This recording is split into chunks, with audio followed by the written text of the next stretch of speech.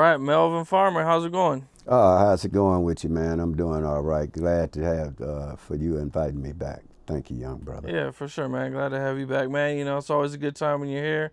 Oh, yeah. Always got some interesting things to talk about, man. Well, I thought we'd just start off with the biggest news coming out of LA, and that is the unfortunate murder of PnB Rock that happened at Roscoe's Chicken and Waffles in South Central off of Manchester, Maine. Maine and Manchester. Yeah, and it's just an unfortunate situation, man. We see these situations in LA, and it just seems like we keep seeing people make the same mistake over and over and over again. What was your take on the situation when you learned about it? Well, prior to that, you also had other Kodak Black incident, the murder that happened with another rapper at the Beverly Center. You had Sauce Walka that had just got robbed or attempted robbery earlier that day. You had the Super Bowl incidents. So to most people that are on the internet and social media, you would think that's a new phenomenon, but it's not. It's always been on the streets, particularly in Los Angeles, to where rappers, actors, entertainers, so forth and so on, you could become meat to the street when you venture out there. You know, LA and this misconception that the nation have about LA of swimming pools and movie stars, when a lot of times you come out here and end up leaving in a graveyard.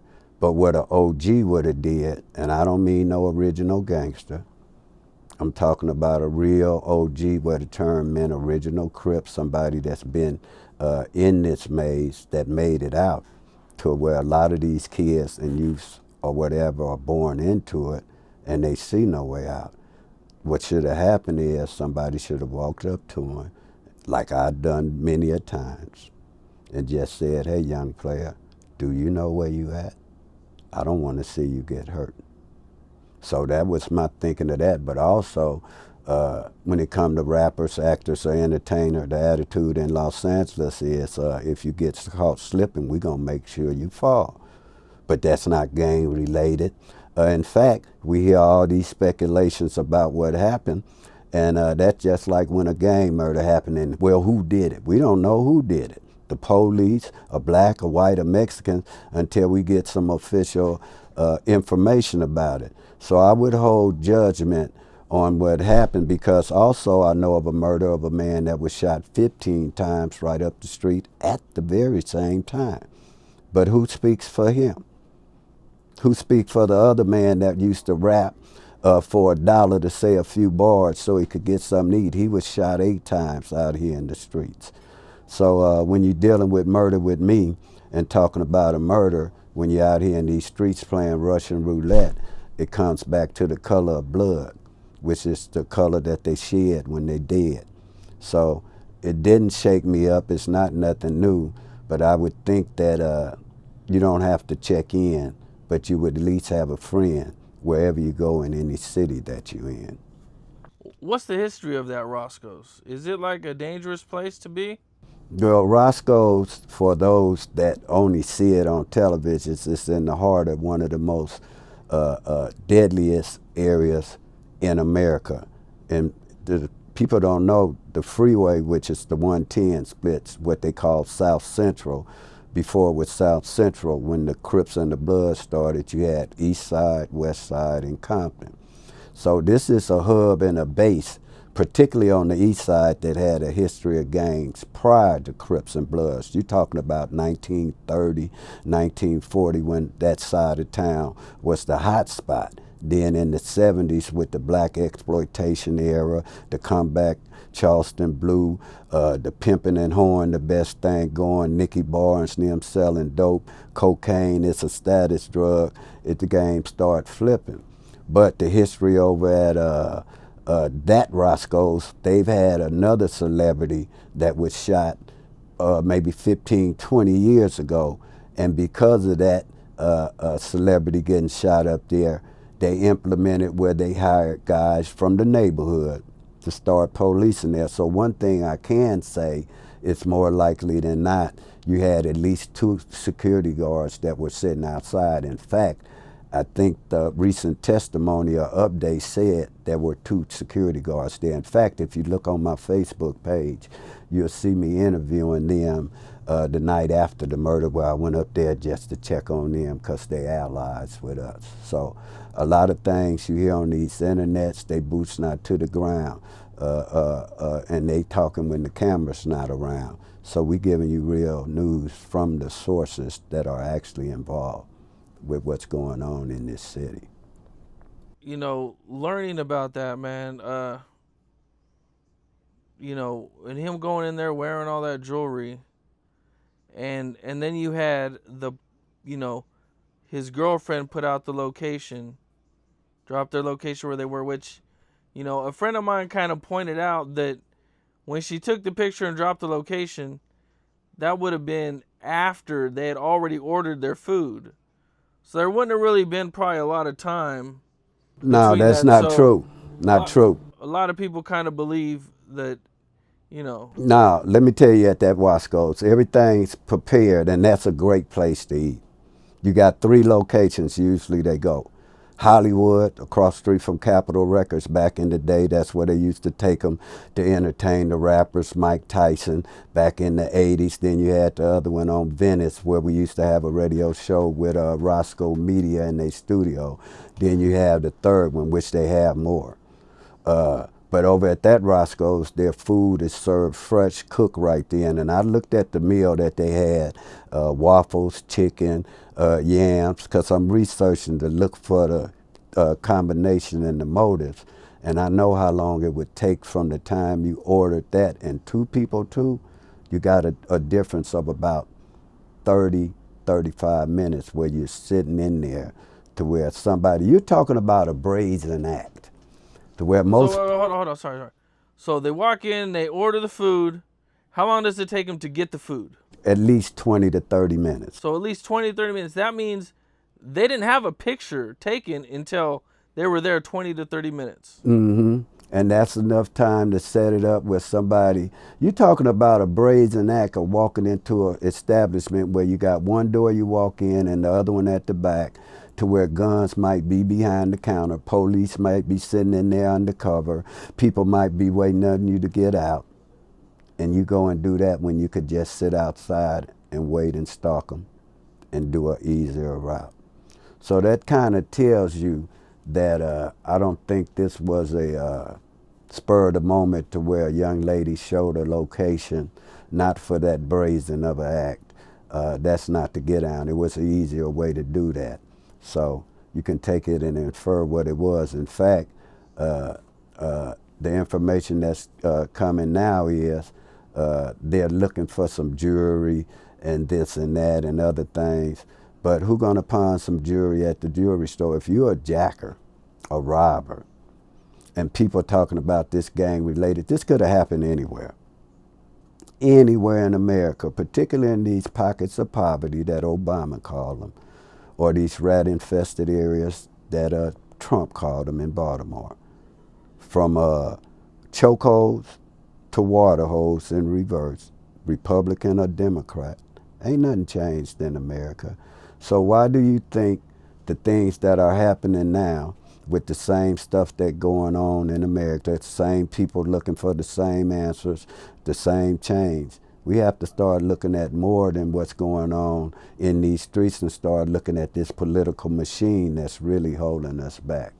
So at the end of the day, with that young man, he was in the wrong place at the wrong time, and he should have knew that. He knew that. He went to taking a game of where his pride got in the way of common sense. I go all across America. I don't call it checking in. That's stereotyping. But what's wrong with having a friend or somebody you know in a community in which you don't know? Because it's easy to kill a stranger. Very easy to kill a stranger. Wait to pay judgment. We don't know what happened on that. You got teams of jackers. Those are real jackers. To where when we see guys with jewelry on and stuff like that, when you're a jacker, they want immediate gratification. That mean they not selling dope. They want whatever they do, they get paid right then and there. And so when a jacker see these rappers, actors, entertainers, whoever, and they come out to these streets and they got that jewelry on, they don't look no more different like in the 80s when they had the couriers coming to Los Angeles and they got a handcuff tied to a briefcase on their wrist full of jewelry, 500, a million, and they trailing and them robbing them. That's the same look they getting. They just put the titles that it's a rapper, actor, but anybody could be subject to getting a violent act to occur upon them once you leave the streets. It's just less prevalent in the white communities because they won't allow that to happen. They'll get rid of the politicians if they allow that to happen. So we have to look at society as a whole, how they create these mazes to where, like when the riots happened, you could burn up all of LA, but they put the National Guards around Beverly Hills, Malibu. They wasn't letting you go there.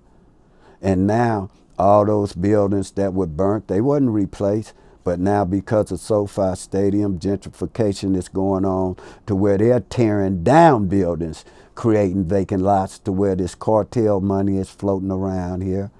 We got to talk about homelessness. We need to talk about mental health. We need to talk about despair. We need to talk about hopelessness. It's a lot of things that need to be talked about other than what the problem is. Let's talk about the solutions, and let's see who's stepping to the mic. Do you believe out-of-towners are specifically being targeted, or do you just believe that out-of-towners are just making more mistakes than what like somebody who lives here would make? I think out-of-towners are coming here. Well, first of all, this is not new. Google the Rolex bandit that were robbing rappers back in the 80s. Mike Tyson them was around. Ask Kid and Play when they got robbed. This is nothing new. It's just that it's more where you can see it at a higher level, audio, video, or print, because of the internet and stuff of this nature, where it's magnified 10 times more than what it is.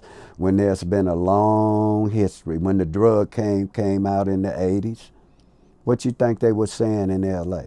Death to the high roller. In fact, look on my chain and you'll see where it's written in diamonds, death to the high roller. So it's always been a town to where the rich gravitate to the inner city.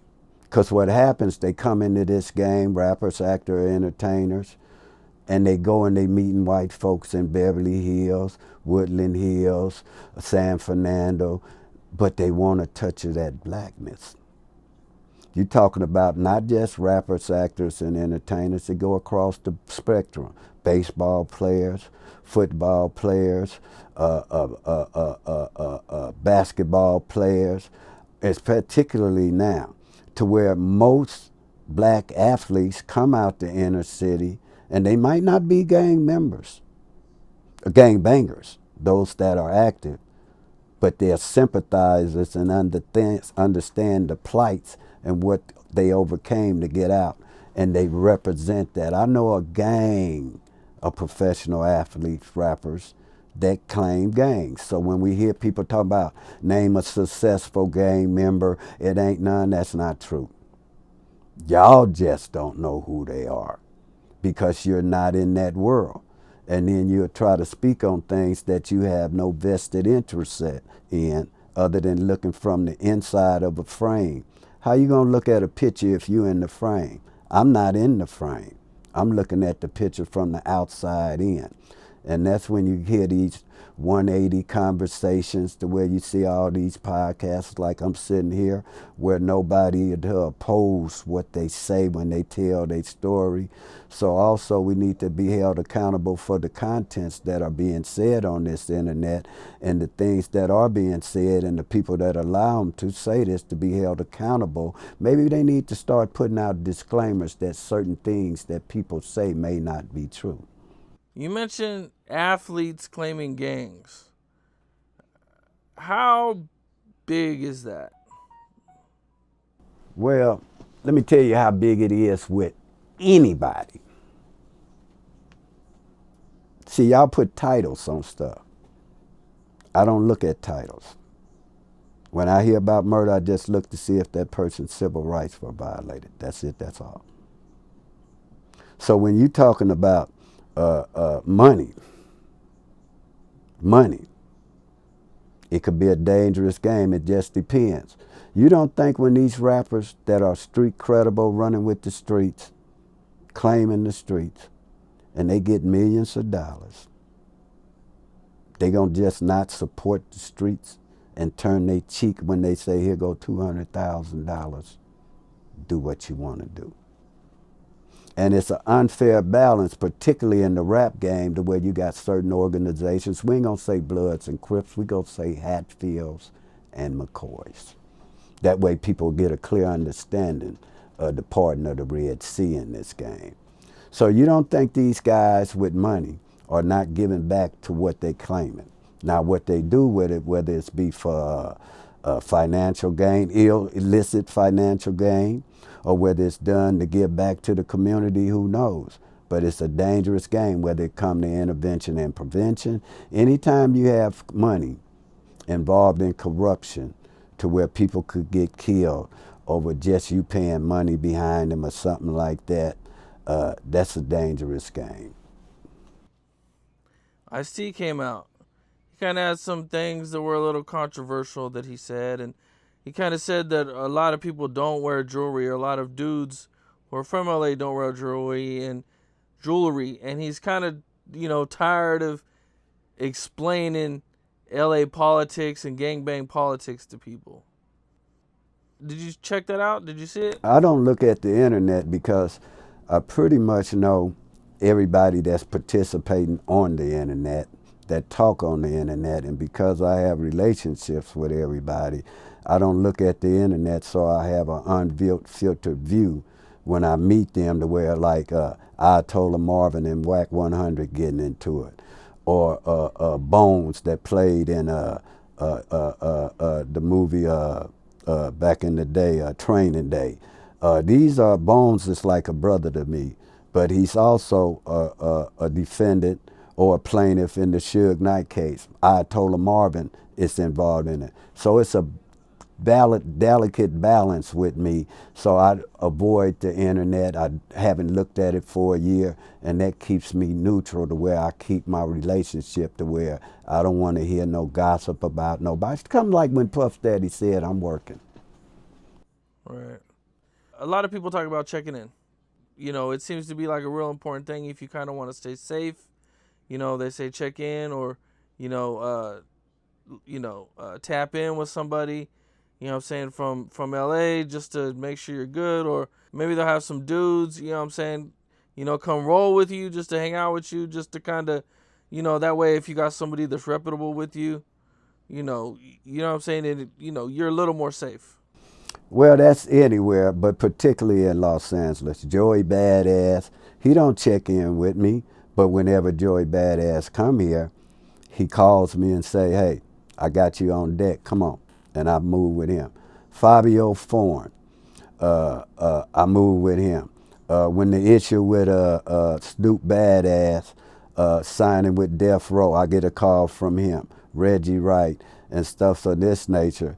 So it ain't the term, I think, which is offensive, is the term checking in, to where I think that sets a man up to where he'll swallow everything but his pride to stay alive, and he's gonna want to test that, to where it makes it seem like you telling me I got to come to you because I come to LA, when in fact it could be anywhere across the United States. Me, myself, personally, I'm gonna come to that city. I'm going to know somebody from that city that know the terrain, and I'm going to let them lead the way, as opposed to me just trying to go and be disrespectful and thinking I'm king shit at Turd Island. I'm not going to do that. So it's not just Los Angeles. It's always they trying to target California, Los Angeles, talk about their culture, when everybody in the world or the United States emulate what Los Angeles and California started, then gonna dictate for something that we didn't ask them to get involved with what we doing. They have no say-so in what we doing. But everything out their mouth is California. But nobody's really been there to know the terrain or know the history to speak on it. They can speak on their city. I get calls and inboxes all over America. Hey, homie, we moving like this out here. We like your movement. But I tell them, don't do what California do. Be your own man. You 30, 20 years behind the game in LA. You never could speed up because what we doing. Because the distance of time to where everybody in LA over 50-year span are strangers. To whereas you ganging in these other cities that only got 20 years in, these kids still know each other and can't understand. Why should I have to shoot myself for something that's going on in California? That's the dumbest shit I heard. But that's how it is. But don't blame California for shit y'all seen on the movies and then try to emulate colors and everything and then make you think, oh, that's how gang banging go. Then you come out here to get a taste of it and see this shit ain't really what it seemed to be. That's the problem. It's a reality check, and then your dreams are shattered. We did the last interview with Ayatollah Marv, and it got a pretty big reaction from the internet.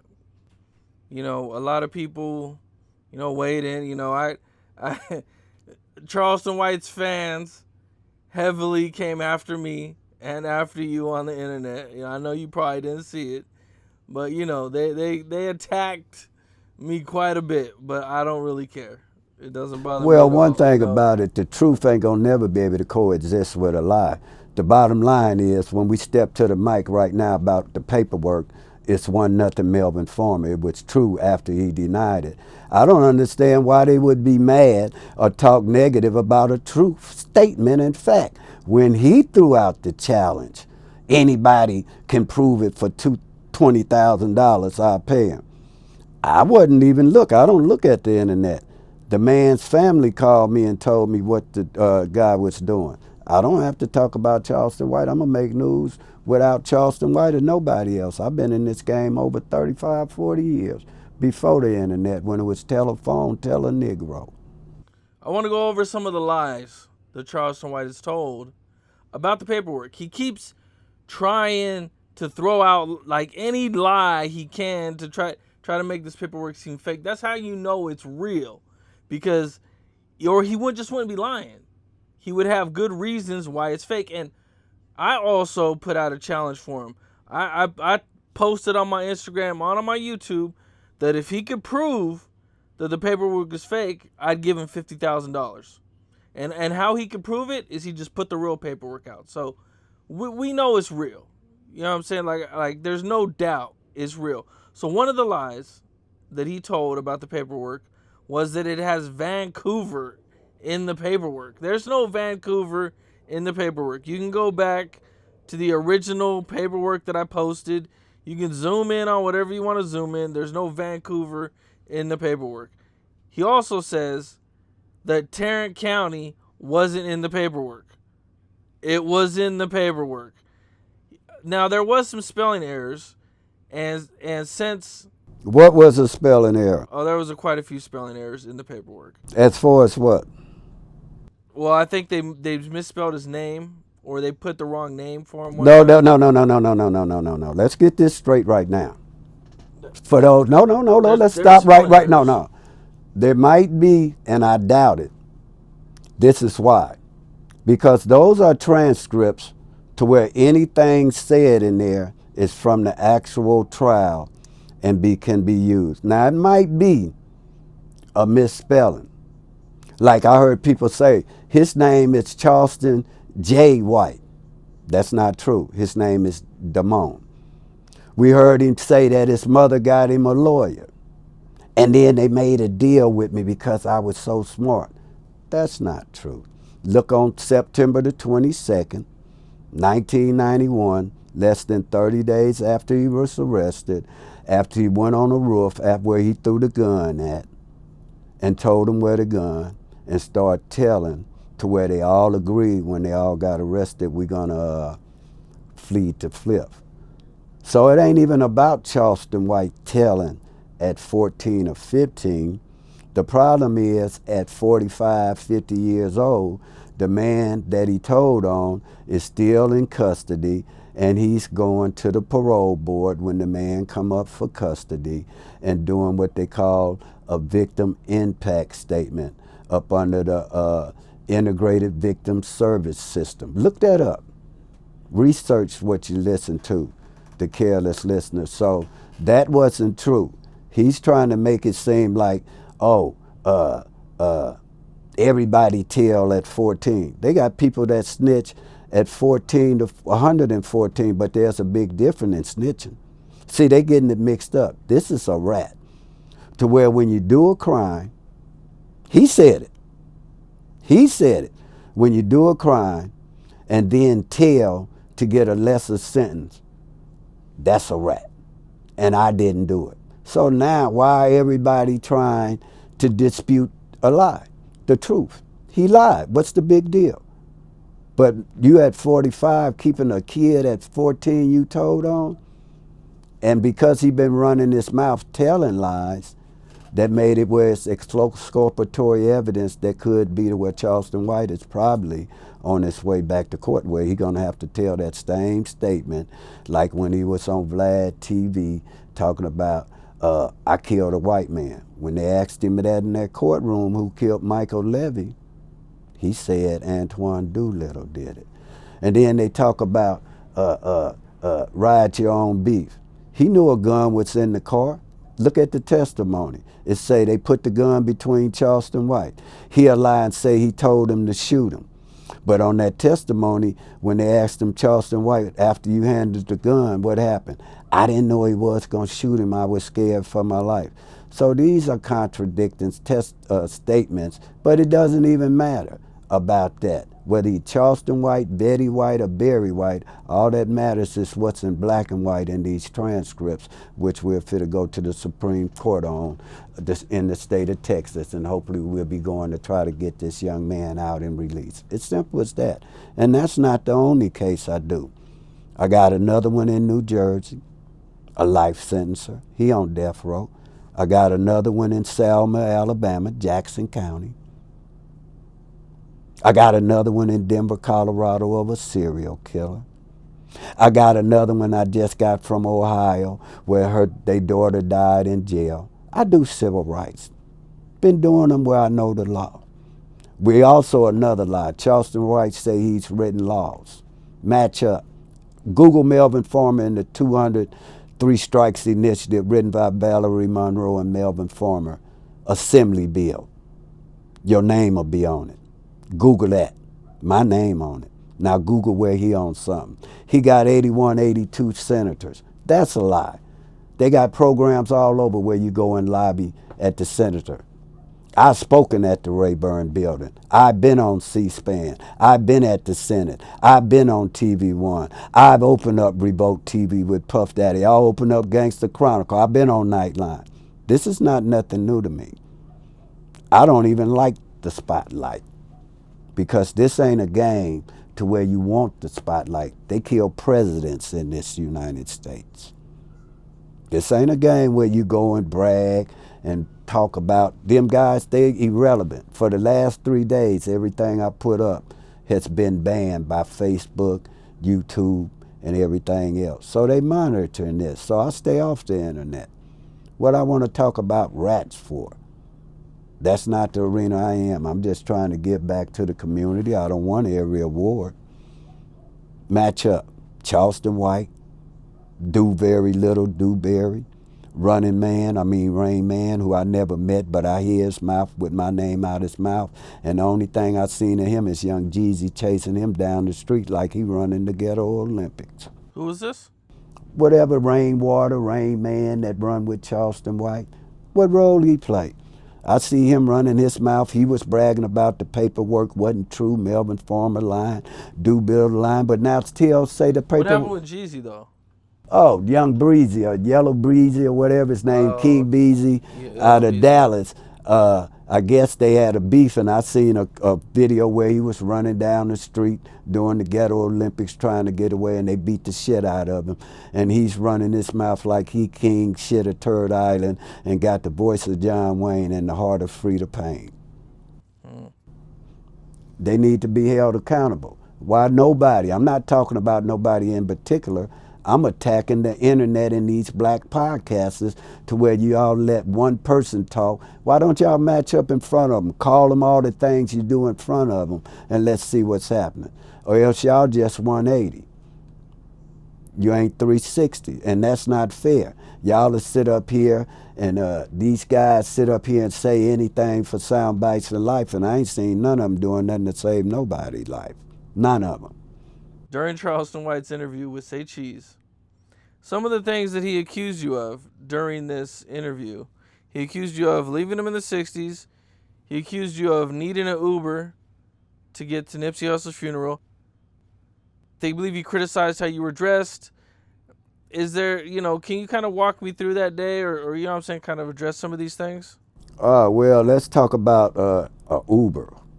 You look at how I'm dressed. Go look on my page or look at the Nipsey Hussle with me standing next to Sam, his brother, and London when they come in. I'm up front row.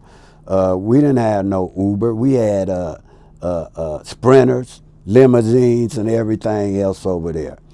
But we let the younger generation experience that, and we took regular cars and we caravaned it. Charleston White with me, Cappuccino, all the ones he ended up coming back talking about later, that they embraced him, and he acting like he was around all this gang activity and this murder intrigue. So when we got there, and you can look on my page, we got in through the VIP, but he broke off with Raymond Washington, and he went on up in the rafters. He's never was around looking at the funeral or nothing. They was up there, asked Raymond. So then when we come back, he ride back with the other ones. They drinking, I don't drink. They drinking, having fun. So I had another engagement, and I went on, and they went on. He said, I'm cool here, man. I'm going to ride with Psycho Mike and them. And then later on that night, he called me and told me, I'm all right, man. We had a good time. The OGs is cool, and that's how that went. So that's not true. Now, in his interview, he also claims that he gave you some speaking engagements or something when he was out here? Not true. What he gonna give me a speaking engagement for, and he knows nobody out here to talk to? I hooked him up with Althea Moses. We can call her on the phone. See, this the problem. And he said you got that. Did she stop talking to you? That's not true. She never even know. If you asked her who it is and asked him his name, she wouldn't know his name. But asked her who my name is. I did movies with Althea Moses, dating back to where I interviewed her when I had my own show called Voices from the Street for KPFK, which is a radio station where I had prime shot and was the #1 listened to. So that's not true. He didn't know Althea Moses, but what did happen, me and him put a program. In fact, look on my Facebook page, the one they shut down, but you still can look. And look up 2018 or 19, and you'll see me and Althea Moses with Charleston White is the one behind the camera doing the filming where we announced the program. So he did write a curriculum, which we wrote together. But she didn't get no funding from it or nothing. So that's not true. She didn't quit talking to me. In fact, I talk to her all the time to this day. So that's a lie. And we can call her. So let's do that. Okay, for sure. Mm-hmm. Now, in this interview, they bring up the robbery that when Charleston White was robbed when he was out here. Now, we first spoke about it on my show probably, 6, 7, 8 months ago or something, is when you originally came out and talked about it. But you also went on No Jumper and told the same story again. Now, he continues to deny that he got robbed. And one of the reasons that he says, one of the reasons that he gives to explain that he didn't get robbed was, What did he get robbed for? You know, like he didn't, it says he didn't have nothing to get robbed for. Well, that's like him saying he came down in disguise like uh, Detective Heacock or somebody to where this is the Pink Panther where you can come and slither through L.A. That's his version. But this is what happened in L.A. and anywhere across America where people going to say, he came, you see my video when he first came to meet me, and he said, I'm a fan of yours. He come in the cowboy boots, the cowboy hats, and I hear him say, oh, don't nobody dress like that in L.A. I tricked them. That's not true. Y'all ain't heard of the Black Rodeo Association or the Black Cowboys in Compton or all over. You got a lot of cowboys that run around in L.A. But this is the flip side of dressing like he did with a scarecrow hat on looking like out of Mr. Wizard or a movie or a character out of Brokeback Mountain. It's what the inner city will do. It's ask you where you from and let me see your ID, because what the inner city gonna look at him as is a police. So that point about you was walking around and being around nothing, that's not true.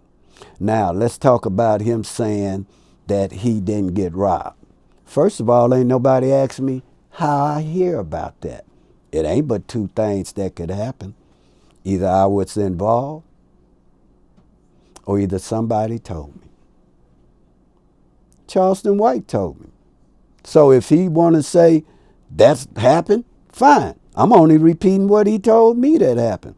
Now, he say, oh, what I would be robbed for, I didn't have nothing. That's not true. Don't forget, in another interview, he was slanging marijuana from, I ain't going to say what he was doing, but he was got a plug from me, to where he was buying a pound. Then he bought another one. Then he stopped messing with the people I introduced himself to and started going to some other people he met over a bowl of soup, and he went big, and they took him down. So when he telling me, he say, man, I got something to tell you. I say, what, man? He say, I got hit. I say, you got hit? Was it a big sting or a little sting? I told you, don't mess with nobody else, man. They'll put you to sleep out here where you think that's cool, that's cool. Then when you up the ante, they got to take you down. I told him this. And he said it was kind of big. So I say, did you have the money from the dudes off the yacht? He say, yeah, and they mad at me. And then he told me a little bit about how they handcuffed him. I just say, whatever, but that's what happened. Then he told me about how they went out the back door, and that was pretty much it. Now, as far as me, why I didn't bring it up, because I don't tell nobody business. We were still partners. It wasn't no issue, but when he went to try to assassinate my character, which y'all fail to realize, I'm the one he called when they got ready to kill him, when he thought his disguise, which he thought would get him through, when the Denver Lanes. You heard him say I had to call Melvin. Can you talk about that? I don't think I caught that part. Yeah, Charleston White tell on one of them pages to where, hey man, they was fit to get at me over in a certain hood, and I called Melvin and he called him, and I saved his life. And now you're gonna run your mouth about people you met through me? It's nothing personal. It's just business now. And I don't even care to even talk about him, which I'm fit to be through because we have legal issues that are coming up. But for the purpose of the things, every time he lie, we're going to do a fact check. Now, you came and you seen the video. You seen it, didn't you? Right. Where Charleston White is on the back of it doing filming to where you see the limos and everything else where we say we catch an Uber. Also, we hear him try to say Melvin chasing celebrities. Melvin be around every celebrity that's ever been in this town since they started being around. You talking about Sam Cooke, Diana Ross. I used to go with Chaka Khan's daughter cousin in 1971. That's James Harden's mother to this day, the NB star. Ask Monya Willis. So y'all act like this nothing new. It was three things going on out here: Soul Train, gangbanging, and pop locking. And the gangbangers were the rock stars that they still talk about today. So all that, I don't change nobody. We replace them. So that's a lie. And every picture we took, he was behind the camera because he wasn't capable of being on no picture. They didn't know him. He didn't walk through no lines of jungles and tigers and bears to where he was slithering through. And about the lady that told him don't mess with Melvin, that's a lie. Have her call. Call her and say, do she know Melvin Farmer? I won every award they got in here. Don't have National Alliance for Positive Action, NAPA. Don't have Papa's Parents Against Public Abuse. Don't have the 3 strikes. Don't work with facts. Don't work for California's cats. Don't did civil rights. Don't wrote laws. We don't did a lot of things to last 30, 40 years to give back to this community, way before the internet. So all these things they saying, these one-sided opinions and all that, let's step to the mic. I'm ready to go and say cheese with Charleston White or any of them that hide behind the mic. It's too much propaganda on here where nobody get fact-checked to where they think just what they say, that's how it go. But ain't nobody did nothing. Ain't nobody thinking about Charleston White. Now, he claimed you were mad at him about a meeting with Babalu on a yacht. But I'm going to be mad at him about Babalu, and I introduced him to Babalu prior to him even coming out there when we were sober. I got the pictures to that, where they told me, because I'm in Zone 6, I'm in Fort Worth without knowing Charleston White. I don't know Charleston White. That's why when you hear him talking about Melvin had nothing, I didn't see nothing because I didn't let him around nothing. I don't know him. That's why if he's so much of a snitch, why he making up shit? Oh, Melvin, I sent him a gun. Well, shouldn't have show the receipts with Melvin's name on it. You say you got receipts, like that's going to shut me up or stop this appeal where you lied on a man to get him a life sentence after you did the crime. So when he met Babalu, I was staying in the back. Well, another girl was staying who Charleston used to get his hair with. So when he tell the truth or say something right, see, that's the mark of a real player. You give them their props. You'll never hear me. You ain't heard me say nothing bad about him to this day or anybody. But when it's falsehood and lies, we going to straighten it out. So let me finish. They say, when I realized that they all bloods in Zone 6 zone in Fort Worth, Joe Blow, Mayhem, or these cats down there, I say, oh man, I know Babalu. No more different than like somebody from Hoover from out the state called me. Hey homie, I'm gonna hook you up with the Hoover so you can learn their history. The 60s, anybody. I get it from all over. GDs, Jeff Fort, Larry Hoover, the Latin Kings. Hey man, I want to talk to King Tone. So I talk and I be an ambassador to where, so if you would come to me and once I heard that they were bloods, I say, oh man, I'll hook y'all up with Babalu. Once he met Babalu, and I put him on FaceTime right in the Joe Blow backyard, and then that's when Charleston White came back and he met Babalu and the guys came on the yacht. They were in Marina Del Rey. But I already had experience where you meeting guys on a yacht you never knew and then going through a guy you never met until now over a bowl of soup and you could get set up. So when I introduced them, they wanted to come and meet me and Babalu. They respected me, Charleston White. This giving him street cred. But they offered not $400, it was $500. Babalu took the $500. Melvin wasn't mad, but Melvin didn't take the money. One, I didn't need it. Two, I don't know who they are, and it could be a sting operation. So Babalu went to Texas. Yeah, he right about that again.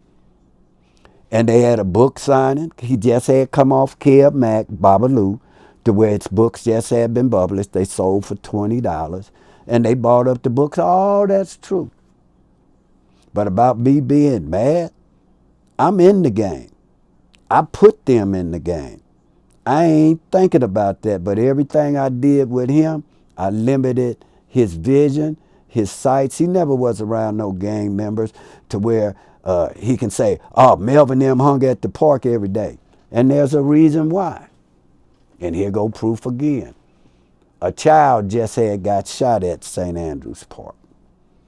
And it was because they didn't have cameras that deter the shooters. They knew they could come up to St. Andrews Park and shoot unabated.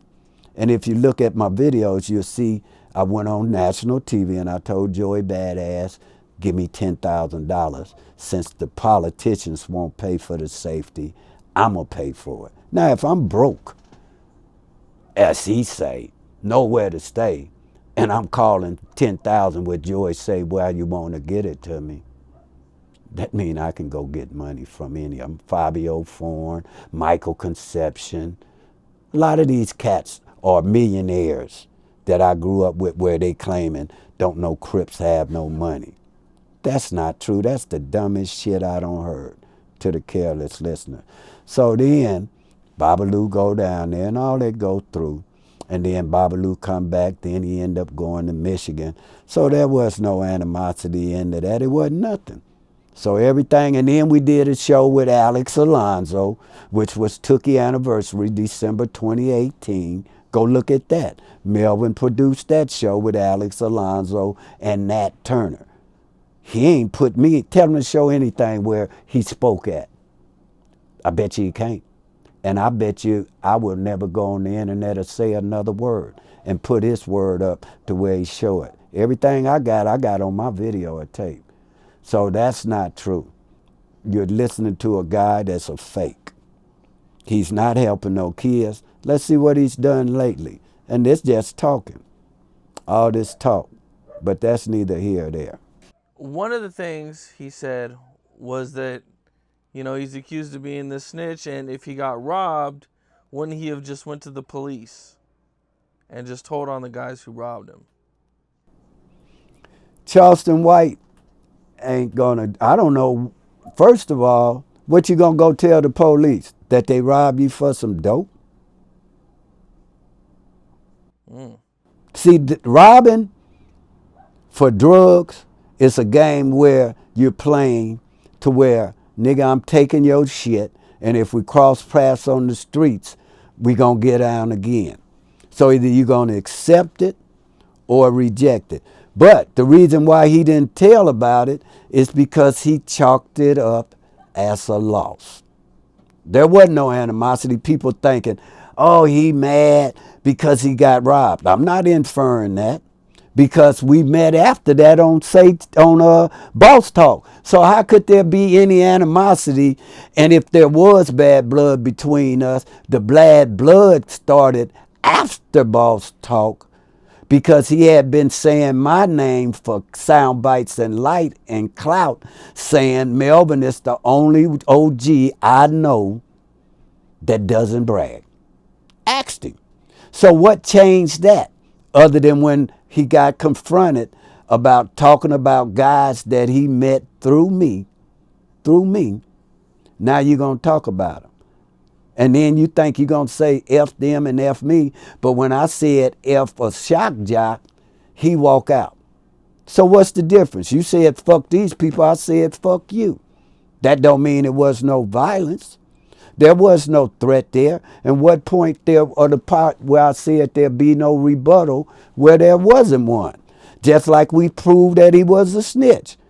I didn't know he put out a reward. I'm not even caring if he a snitch. But there's a difference between a snitch and a rat. A rat is when you do the crime and you don't do the time. I've never known nobody to be accepted or listened to or not put in a witness protection program because you didn't play the game fair when you did the crime. There's no excuse about, if you knew this was you. No, when you knew that gun was in there and your little hot ass went and did a petty crime, but now the fire's at your feet to where you could get a life sentence. But now you want to tell on everybody and then come out and brag about you didn't snitch. You're a rat, bro. And if you think that gives you his ceiling, and I'm not saying it, he had a good career if he would have just stayed being a comedian and kept his ass out the way. Was he trying to be a comedian back then? No, he wasn't trying to do nothing. But he was, when I met him, it was up under the pretense he just coming to meet me because he say, Melvin, in fact, look at the video. He say, Melvin, I just had to come to meet you because you guys can reach back to the youth. You live the life, you know the life, and you can change it, which we always talk about anyway, where we talk to youths all around America. We hear him talk about he go here to talk to youths. I work with the mayors all around the world. All around the world. The United States. The Mayor Ginther in Ohio. Mayor Bowles in Washington, D.C. Judge Pratt, New York School of Law. Como that just got New York mayor that got recalled or fired. Colin Kaepernick and they black effects. Credible messengers. Mixed martial arts. Pancrean with the Army. We do all type of things. Restorative justice. Unifying the community. Justice for murder, killing. We counsel in hip-hop. We advise. We consult in the hip-hop world about the security. We talking backdoor. We got documentary with Freeway Rick, Big T, Ice T, Tone, Fathers of Hip-Hop, Chill, Suave Churchill. We got a documentary that we making called The World Epidemic, Senseless Gun Violence. Ice-T is going to be involved. Trey D going to be narrating it. And we got all type of things to where we're doing to bring awareness to the contents, not only on hip-hop, because a lot of people think it's the words and the lyrics that create the environment of the streets, when it's really, it's the environment of the streets that dictate the lyrics that are spit out. So that's the reverse of what we're doing and what we're trying to bring about. And once again, this is nothing new. People forget I'm an original member of Grand Jury Records, where we all in the same gang when Boogie Down Production came out with Nothing But Self-Destruction. So this hip-hop game might be new to a lot of them, but I've watched the evolution to where it started off partying in New York, and then you start seeing the actions and the images of MC Hammer, Trey 5-7, Dr. Dre, Young MC, Humpty, DOC, Ice Cube, Yo-Yo, all these factors, Eazy-E, all them I witnessed, because the West Coast rap game started from drug dealing and hustling.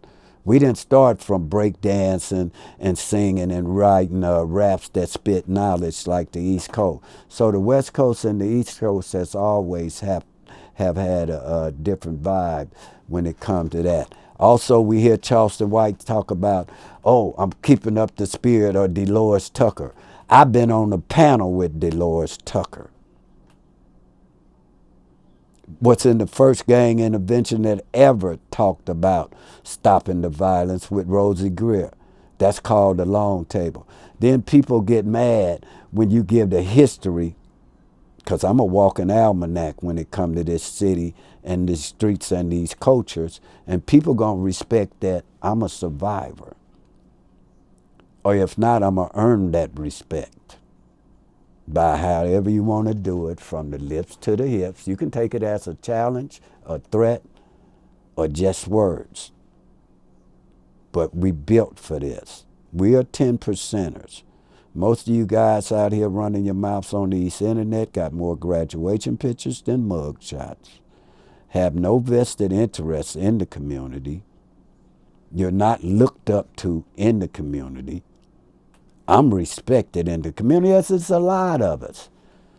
But blacks abuse this social media like no other race does. And then y'all worried about blacks killing blacks. But y'all didn't say nothing when Black Lives Matter only talked about a black killing a black to the police. Then you wonder why nobody get arrested. Why do you think the black police or the police laid down? Until all Black Lives Matter, then we just talking trash.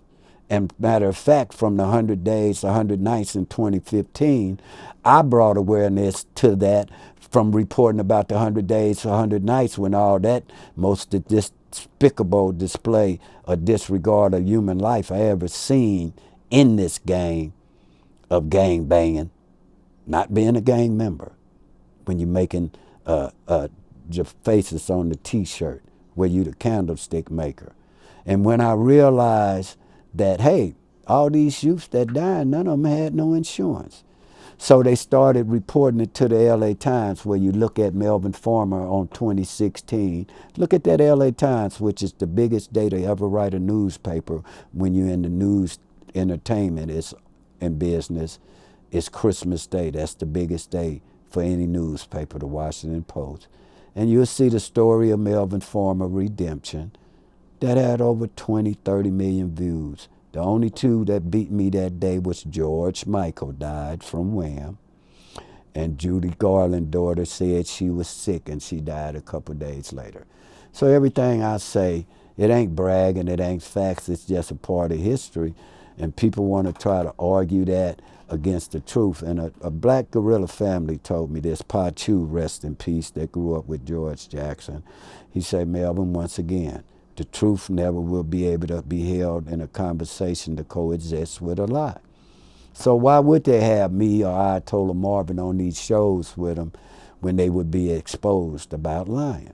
This ain't nothing but lip boxing, tongue wrestling, and verbal gymnastics. And most of the people that you see on these internet, they not consumers, they not buyers, they just looky-loos and want to hear gossip and really waiting to see who get killed next to talk about that. And that's a shame. So I don't really entertain the internet because of the negativity that go on. One of the other big stories to come out of LA, and there's been quite a few, but one of the other ones was the Sauce Walka situation. And, you know, I just remember when I first seen the video of him kind of talking about it, in the video he comes on and he starts talking about how somebody tried to rob him, and this person that tried to rob him ended up getting killed. He didn't really kind of go into it, but, Did he actually say he got killed? Did he end up? Yeah, he didn't say. The part that messed everybody up is, a lot of people felt like that he was trying to take credit for it, but, if you watch the video, like, he doesn't try to take credit for killing anybody. Mm-hmm.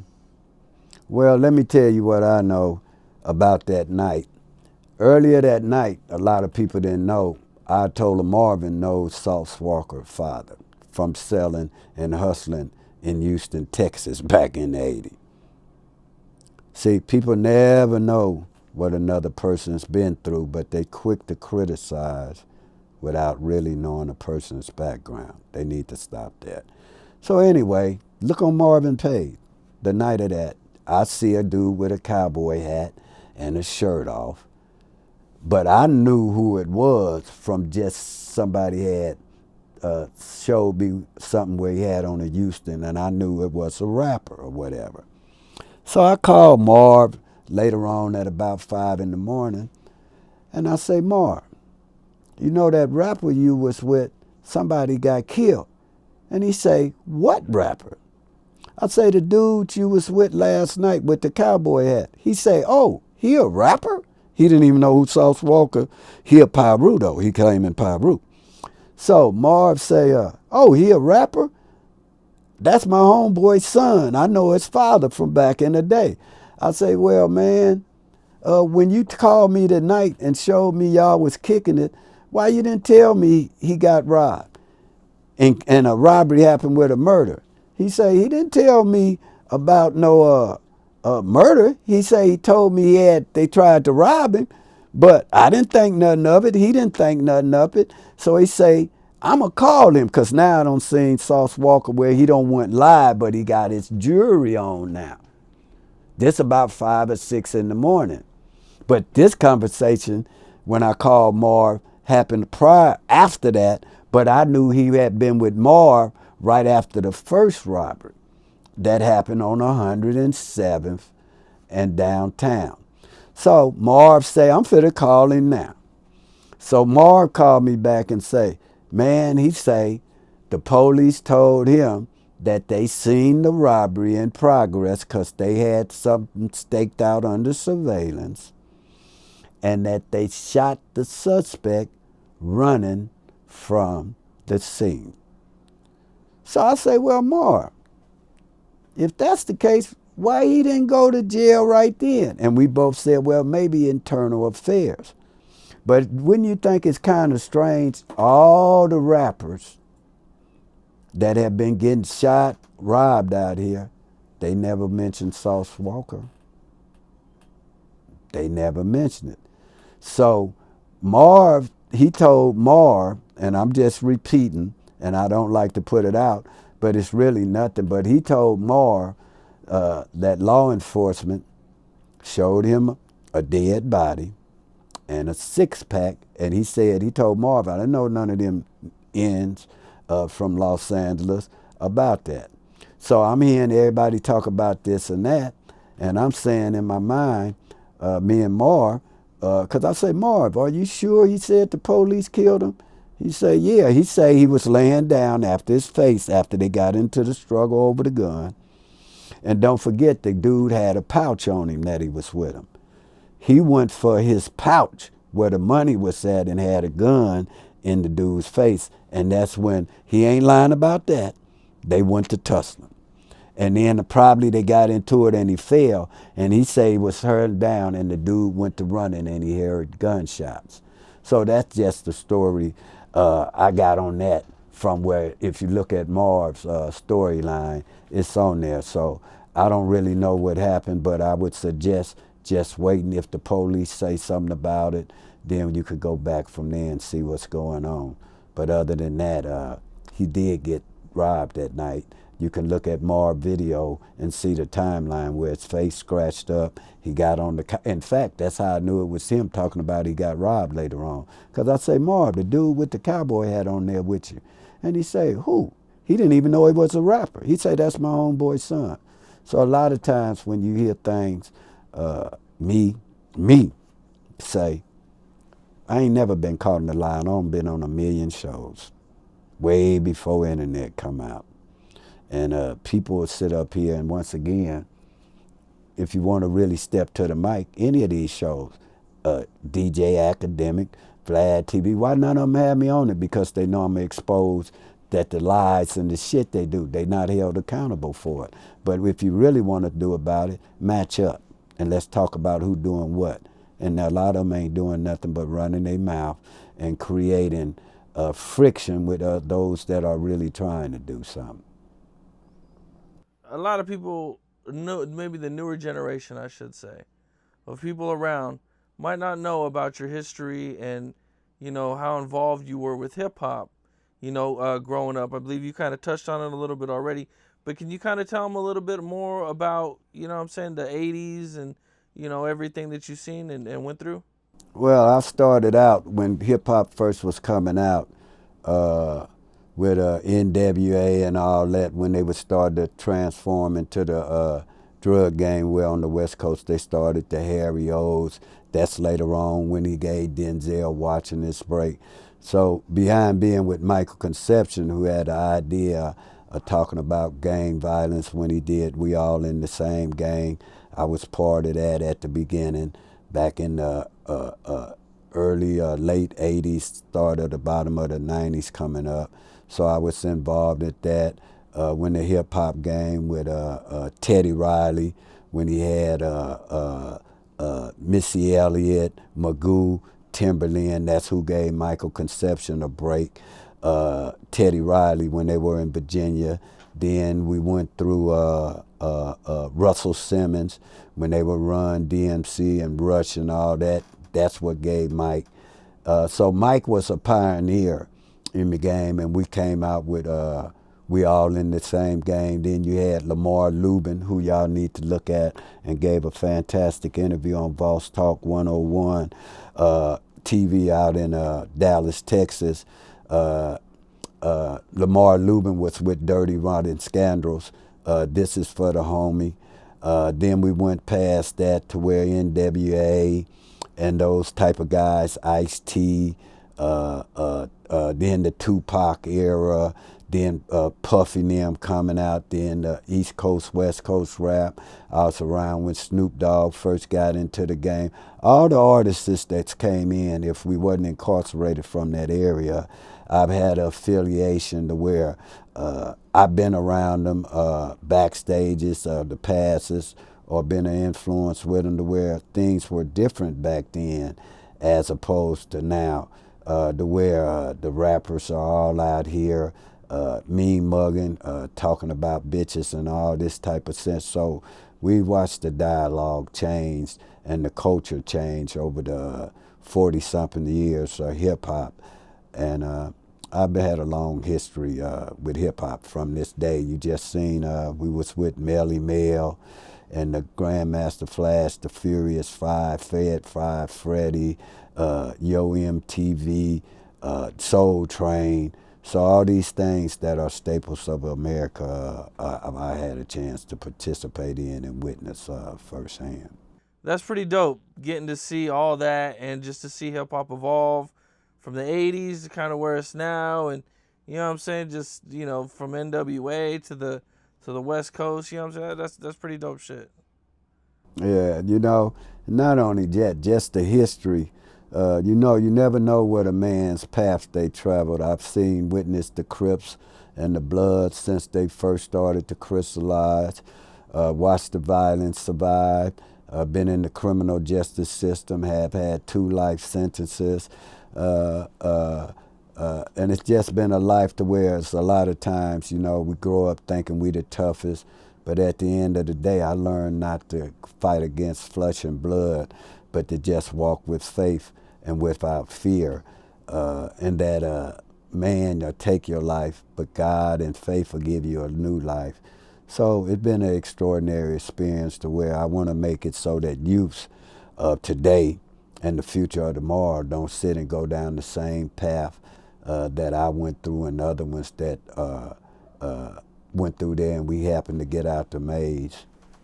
Now, you've been around, you know, since the early forming of the gangs and the Crips and everything, and, you know, you've kind of seen everything evolve from, you know, from way back then to now. You know, is there any stories you can share about Tookie Williams or Raymond Washington from back in those days?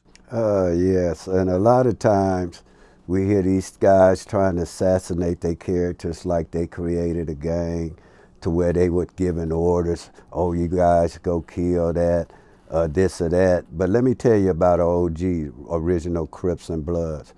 I never heard one of them ask any youth to go do a crime or to join them. That didn't come till later on in time when it started being fashionable, to where you could get a tattoo, be a rapper, or just claim something without actually coming in the same way we did or representing like we did. But here go one of the misconceptions about Tookie that a lot of people don't know. Tookie only lived to be 24 years old. Raymond Washington too. And the more of the story is, usually when it comes to this gang violence and gang activity, their murders and deaths really exemplifies the life that you get into. One died in the streets, Raymond Washington, who I happened to be with the day before. And then you had Tookie, who got arrested by the criminal justice system. And once again, the paperwork where you seen the transcripts, those things are just as important as taking somebody's life as a gun.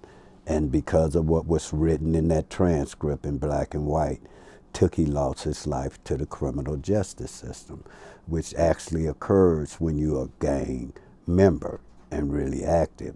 Those are the 2 alternatives. But let's clear the myth about Tookie and them being violent. They were fighters, and that was part of the thing. We hear they say they were bullies and stuff like that, but they wasn't killers. That's what they wasn't. Tookie, after getting out of Factor Brookings, moved to Compton, which basically ended the West Side Crips. It's because now Tookie in 72 don't move to Compton to start working for the juvenile justice system. So in 72, I was 15, Tookie was 19 at that time, or 18 in 72. So Tookie never went to jail till he started back to messing with drugs, which the same thing they do now, and doing things that you wouldn't normally do under normal conditions in a right state of mind.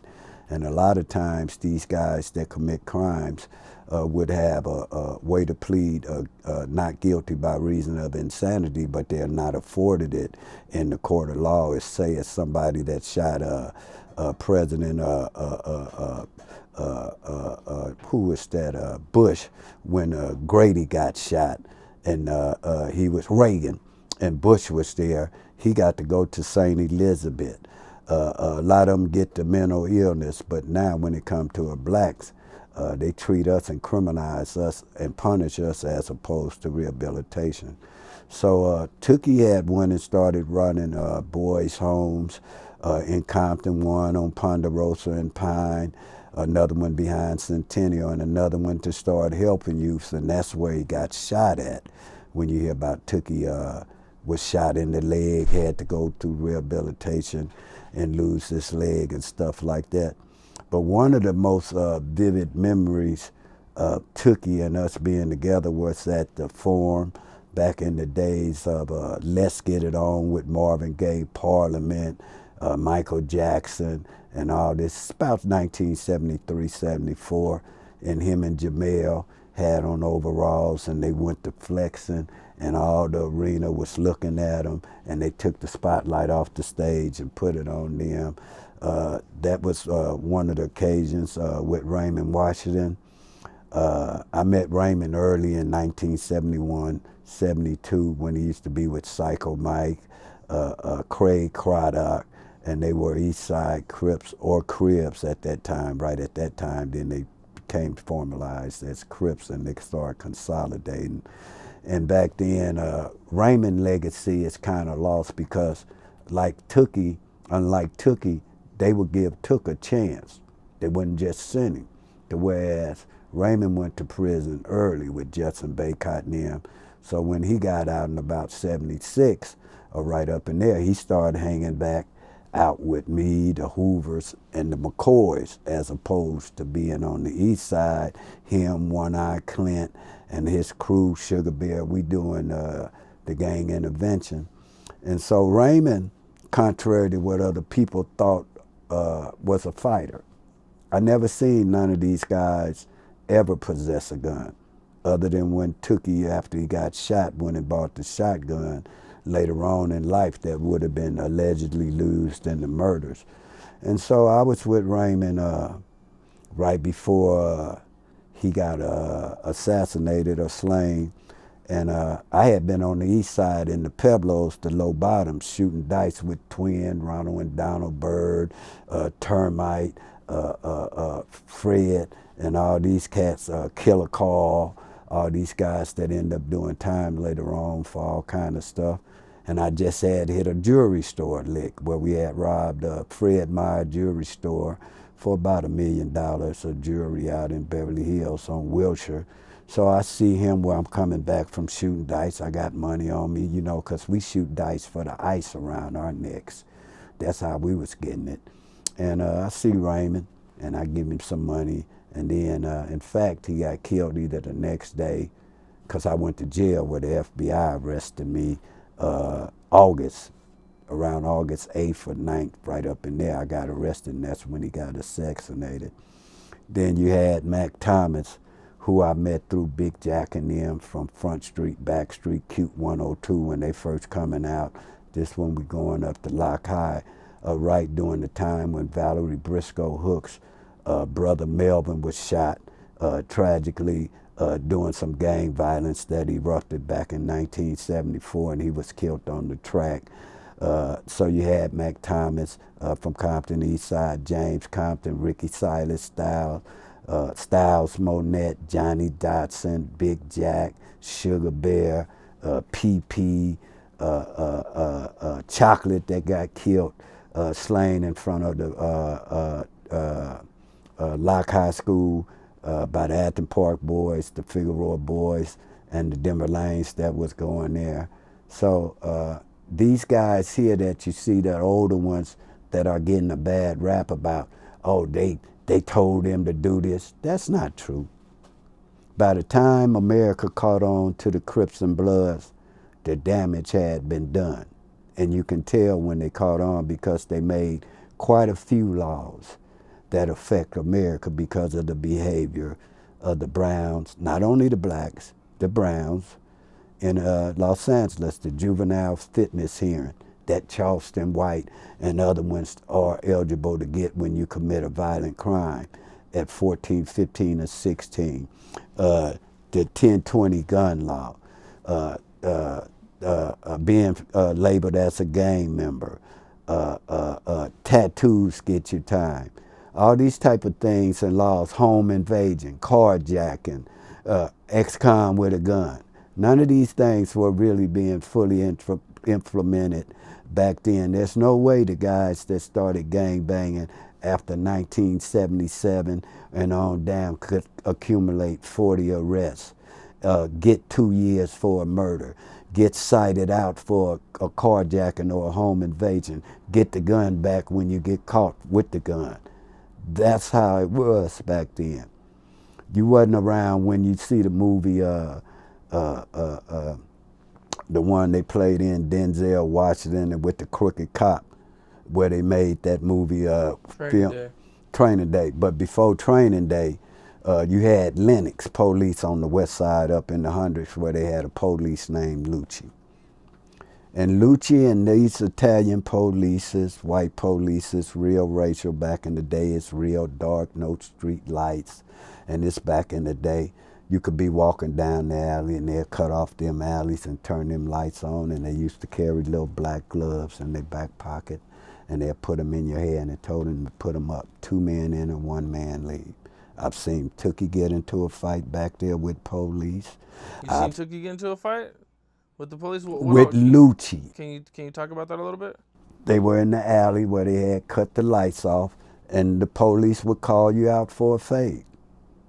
Yeah, as they say nowadays. And Tookie goes back there?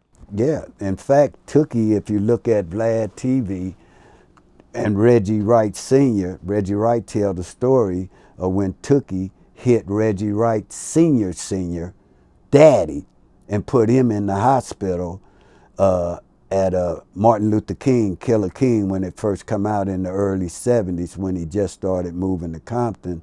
You'll hear the story of where Tookie hit and injured Reggie Wright and them family. And the only reason I say this, not out of shame and or nothing, which a lot of people try to do, but because Mr. Wright, who we have a great conversation against, he know the history, he told us this.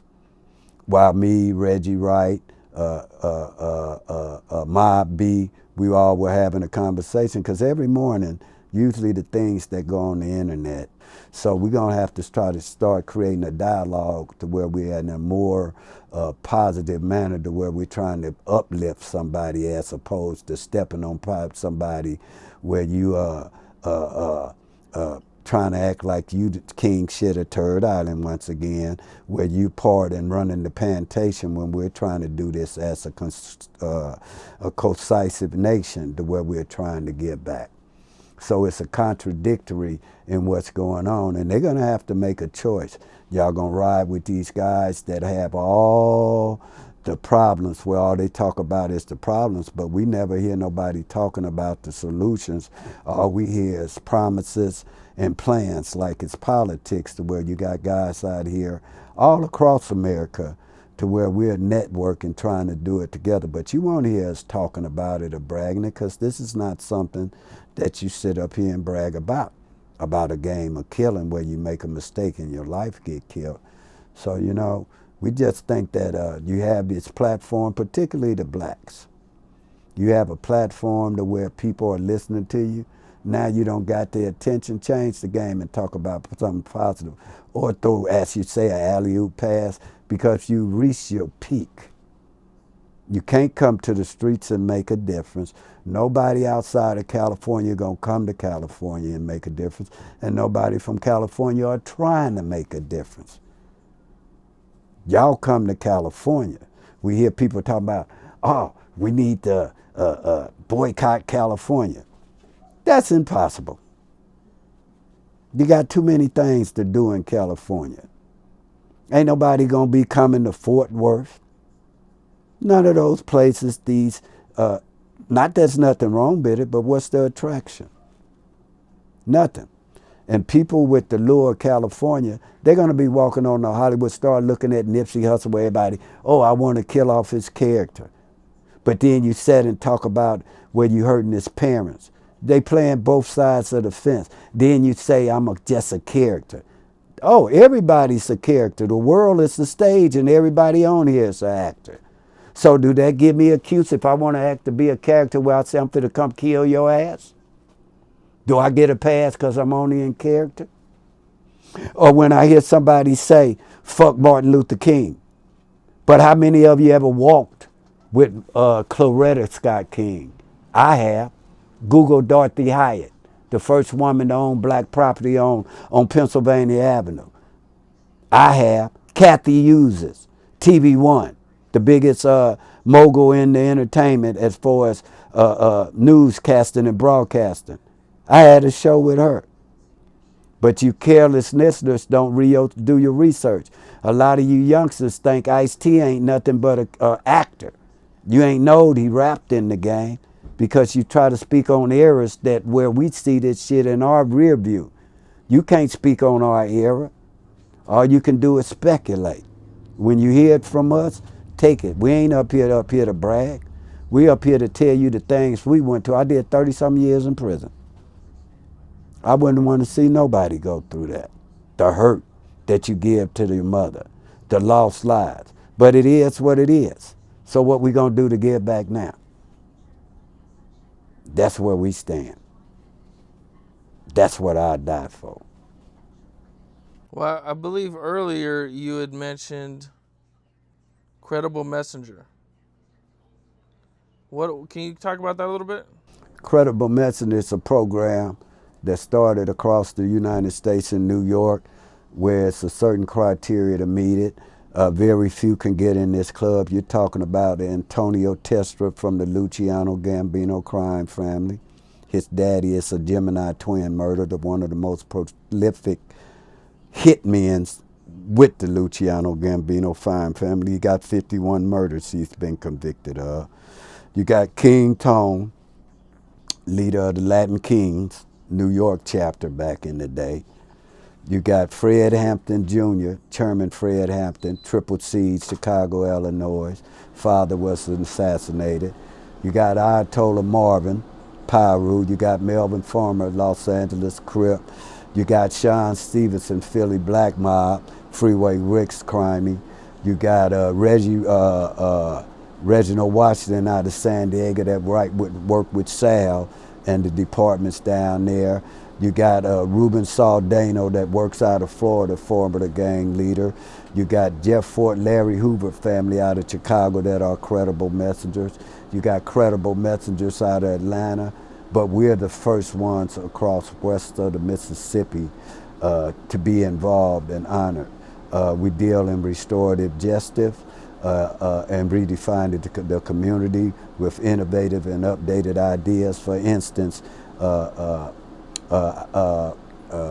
King Tone and the director of Credible Messengers, they started a program where a lot of people didn't know in Washington, D.C., when you're a youth, because it's a federal crime, you would get shipped out at $500,000 a head to other states. And we felt that was the equivalent of treating children like chattel and animal.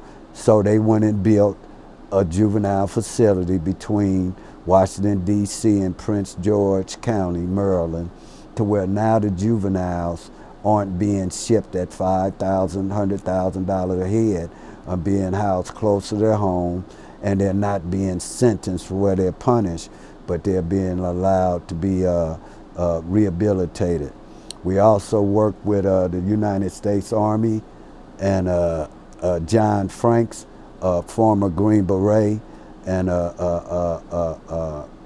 Secret Service, to where they host mixed martial arts between the age of 18. Tola Marvin, Ruben Saldano from Florida, and myself are the only ones that's ever been allowed with a record to be on the board with them. We also got a program that we starting actually tonight, a curriculum for emancipated children called SBV, Saving the Black Village, that's ran by 3 pastors, women, where I'm the only one with a record on the board for that, where we got that curriculum going. We got Stop the Violence, where we're doing a documentary with Sean Stevenson, where we feel that we want the gloves ups and gun downs. We feel that it's more important to have a nail gun and a nail and a paycheck as opposed to a handgun and a case. So a lot of things we're doing is pertaining to anti-violence, public safety. We got an initiative called ISIS, the acronym ICSS, that I'm finna introduce a bill.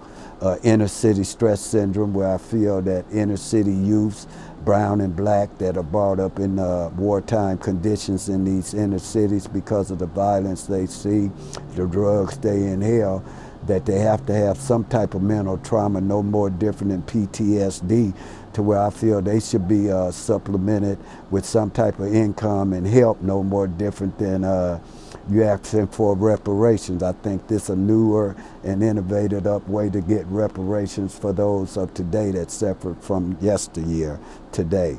So we're doing a lot of things on the forefront where we're putting the pen to the pad to try to do it. Voter registration, to turn these youths from not being tax burdens to taxpayers, to where we're giving them something to march to stand up for. This ain't about money. We're asking for the warriors to step forward, the OGs, the BGs, the YGs, to whatever, to where we drop the past, let the past be the past, because the only thing good about yesterdays are that they over, and the only thing about tomorrows that they aren't promised. So why not let's live for the day and try to make our communities, regardless to whether we brown, black, or whatever, and look at it as an unbiased urban analyst and a clear future and lens to where your eyes are. You don't put titles on murders. You can't do that. Everybody's life is important. No more if you're a victim, a suspect, or a witness. Those are the 3 categories go on the report. But when you sign up for this game, and then you get injured or hurt, don't go crying after that. But people that aren't involved in this, they really need to stay out this, because you have no vested interest in this. Nothing you're gonna say gonna affect California, but how California goes pretty much dictate how the world of violence goes. You know, we don't look at it like whenever Democrats get in office, like Biden came in, 2 million guns was bought in 90 days because the violence go up. When the inner city commit gun laws, it's about gun laws. When white people go and use automatic weapons, shoot up schools, Columbines, they talk about gun control. See, that's the difference. It's the language. When we look at the murders on TV, it's 48 hours when it's a black. But when it's the white man, it's I almost got away with it. Snap. Love thy neighbor. See the difference? It's like watching a Hallmark Christmas special. When the whites kill, they have excuses for why they do it. But when a black kill, we the lowest scums of the earth. So we have to start having our own media where we control our own dialogue, just like Hitler controlled the Jews through propaganda. We're just misusing and abusing the internet to where I think it could be used for better and greater service to mankind and society. I hear all that, man. That's what's up, man. Well, you know, I know you're out there doing your thing, man, handling business, man. It's good, dope to see. Thank you. I believe you wanted to touch base on an event or something you had with Zab Judah. Oh yeah, I had forgot, but right there you see Zab Judah, the boxer. Like they say, people don't do nothing. This is just another little story with Passport Scoob, up and coming rapper. Y'all tune in to him on YouTube, Zab and them cousin. But anyway, Zab Zuda just held a thing where we went to where it was celebrity boxing, Jada Kiss, and what you call them were attendants, but a lot of people, they overlooked it for the glamour and the generalization of the things that inflame us to where all the tabloids and stuff. But we had a program and a fight where it was gloves up and gun down. And I want to give a shout out to Zab Zuda. He's from New York. He didn't check in, but he had friends in this town. And that's how we move. I go to New York, I check in, I go see my friends. And we need to really start and stop all this putting emphasis on being tough and do I got to report. And if you're really smart, man, and that's a safety measure, it's always best to meet somebody from that community and that town that you're stepping into. They the ones that know it. So it's a lot of things we doing. We got Joey Badass. He's doing his thing. You got Fabio Foreign, just went up with Alicia Keys. He doing this thing. You got Yuck Mouth, you got Ice-T, you got Snoop that's giving opportunities. It's a lot of things we're trying to do to open it up so these kids could have an opportunity for their talent. We want them. Ain't nothing wrong with being a police. We need nerds. We need nerds to overlook what's going on in America, to oversee the corruption that's going on behind the doors. So I'm just trying to make it a way to where people can let their talent be expressed and possibly discovered, man. That's what we try to do. And don't forget Convicts of Comedy.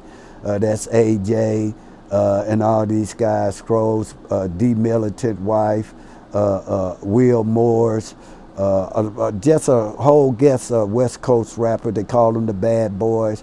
We had these comedies going on to where part of the proceeds go back to give it back to the youth for school equipment.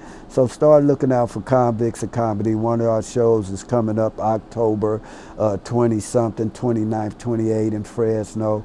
Then we have another show with Faison gonna be there, and Faison's gonna be in Bakersfield doing this thing. So y'all support Convicts of Comedy. They continue to watch Boss Talk. As we got on here, we got Abdul Chappelle that's going to be on there, a Fourth Worth legend that's going to tell you about the programs that we got going on with it, where we speak with youths in Fort Worth, where we got a program called Helping the Hood that he do. He works with the MVP program. He's getting funding. He needs support. So we're not only working in California. If you want to ask yourself, why is Melvin coming to Fort Worth talking to youths and ain't none of them showing up? They've been blackballed. They're not doing nothing for the youth. Tell them to show it. Put up or shut up. Ain't nobody showing nothing they do. They talk about it. They talk about it. But nobody showing nothing that they do. I don't hear nobody talking about nothing but what they speculate. The proof is in the pudding. So let's see. I'm ready to go on Say Cheese with Charleston White, Betty White, I don't care. And let's see who lying. They ain't gonna match up because it'll kill off these shows. They'll kill them off. So they all got open, Vlad TV. They blackball you because the shit they saying been lies. So there go the open invitation. And 96 South Carlos Miller, we've been waiting on you to come up there. Y'all let these guys on here. Nobody would let nobody on their show the way they said F. Martin Luther King, forget Harriet Tubman. If they was white, they wouldn't be on those shows. But these whites overlook it. Oh, that's just a character. This ain't a game where it ends in 48 hours, bro. And it's disrespectful. And it got the blacks looking like a fool to other races. That's what it does do. You looking really stupid. Y'all really are on these internets, cooning. Like you a house nigga better than a field nigga. Come on. And it ain't murder that's being committed amongst our own. Look up the word fratricide. That's the killing of one own brother and sister, or the killing from friendly fire. We're committing a fratricide, against each other. No more different than I never read the Bible of Cain and Abel. That's the story they tell about fratricide. So let's stop titling in this and just do what we can to get back. That's all I try to do. I don't want to talk about nothing negative. It's irrelevant to me. Well, man, I hear you, Melvin. You know, like I said again, you know, I love the work that you do, man, and you know, I appreciate you taking the time to sit down with me. You know, it's always good knowledge, and you know, I love hearing the old school stuff, and you know what I'm saying, the way things were, and you know what I'm saying, I just appreciate you taking the time. And I appreciate you having me. All right, thanks a lot, young player. Definitely, bro. All right.